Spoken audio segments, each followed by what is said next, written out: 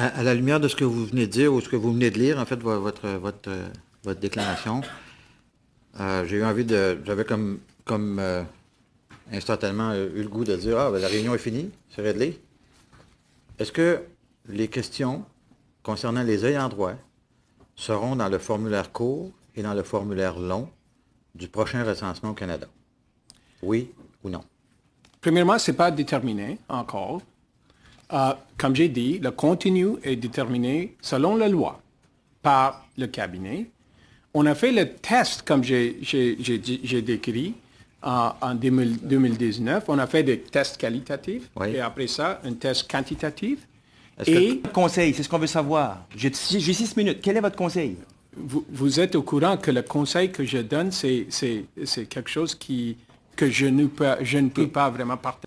Aujourd'hui, le ministre de l'Innovation a répondu à mon collègue qu'il veut déterminer les meilleurs moyens de recueillir les informations de qualité afin d'énumérer, c'était probablement l'identifier, là, mais c'est ce qu'il a mentionné dans les answers, d'énumérer les ayants droit. Alors, ce que je comprends, c'est que le ministre, qui est en autorité sur Statistique Canada, veut trouver les meilleurs moyens. Moi, je pense que les meilleurs moyens, c'est de le mettre sur le 100%. Alors, ça veut dire qu'on pourrait fermer la séance aujourd'hui et de dire que le prochain recensement en 2021, il y aura 100% sur les questions concernant les ayants droit. Est-ce vrai? 95% des Canadiens n'ont pas besoin de répondre à toutes ces questions. Donc, l'argument, en fait, deux arguments. L'argument que nous mettons de l'avant, c'est que le test est trop long et qu'ils ne prendront pas au sérieux. C'est pas vrai. Et en plus, lorsque vous le faites en ligne, vous n'allez même pas le voir. 95% des personnes vont le faire en ligne et vous ne verrez même pas les questions 14, 15, 16. Alors, j'ai été bouleversée, mais maintenant, je suis stupéfait. Alors, voilà ce que ça dit ici. Les raisons pourquoi nous posons les questions. Alors, les raisons pourquoi.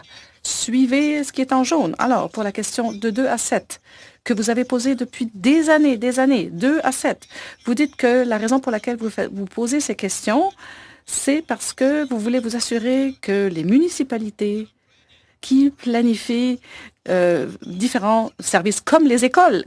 La majorité des anglophones au Canada ont toujours été en mesure de recevoir l'information, à savoir combien de personnes vont à l'école, combien d'écoles il faut construire. Est-ce que vous pouvez croire que dans ce grand pays, les francophones et les anglophones au Québec ne peuvent pas avoir cela? Donc, nous avons la question de 12 à 17.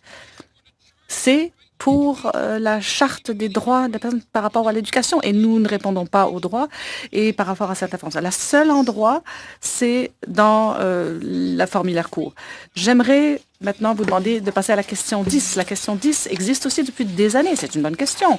Mais c'est une question qui n'est posée que dans une sur 3 catégories. Et l'autre, en fait, il y en a plus de ces catégories 2 et 3 que de la catégorie 1.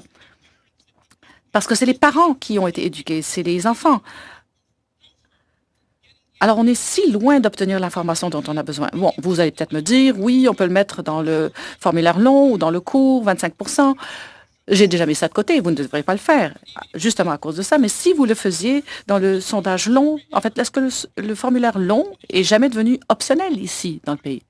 Oui ou non? Oui. Non?